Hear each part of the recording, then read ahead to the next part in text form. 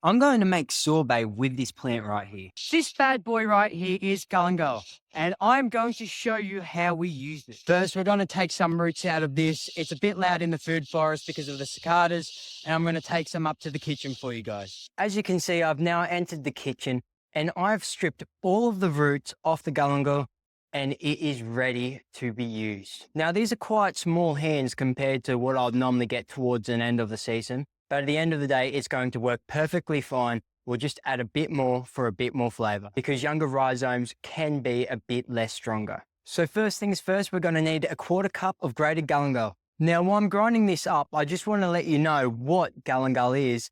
It is a rhizome. It is an Asian variety of rhizome, and it has a spicy, peppery, and citrusy taste to it. Some people say it sort of tastes like a cross between pine needles and black pepper, or it reminds them of walking through a deep, dark forest.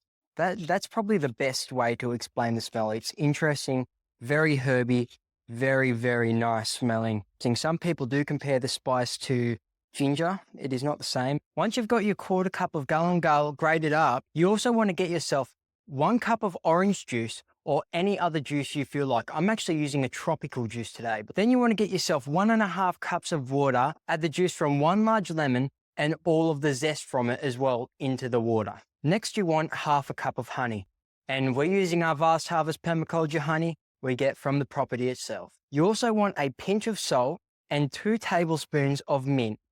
Additionally, I'm using a couple of leaves of pineapple sage. In a small saucepan, you want to add your water, your grated galangal, your honey, and a pinch of salt. Also, if you're deciding to put any other herbs in, like I'm putting sage in, put that in now. You want to bring this mixture to a gentle simmer. Make sure you do this over medium heat and stir the mixture until all the honey has dissolved into it. Then you want to remove the mixture from the heat and let it sit aside for 10 to 15 minutes so the galangal can infuse better and it can have a chance to cool down. After this, you want to get yourself a fine mesh filter so you can strain out all of that galangal and all the other impurities in your syrup. Now in a mixing bowl, you want to add your syrup, your juice, and your mint. Mix them all together. Then you're going to taste it. And if you are happy with your flavor and you don't believe it needs more lemon or even a touch more honey, it is time to move it to whatever vessel you want to freeze it in. For me, it's a Ninja Creamy container. As you can see, this recipe is the perfect amount for 1 container.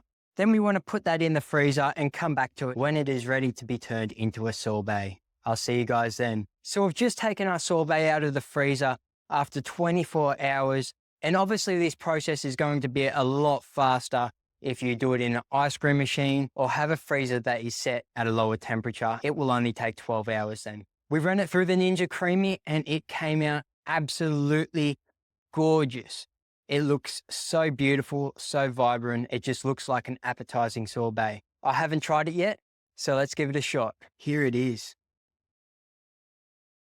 Wow, that's a perfect sorbet for the summer. Thank you for watching. I hope you enjoyed the video and you've got to give this recipe a try. It's perfect for a summer day. It has that minty overtone, almost like a slightly herby undertone. It tastes like honey. It's an incredible mix of flavors. It is really well worth trying. I'll see you all in the next video.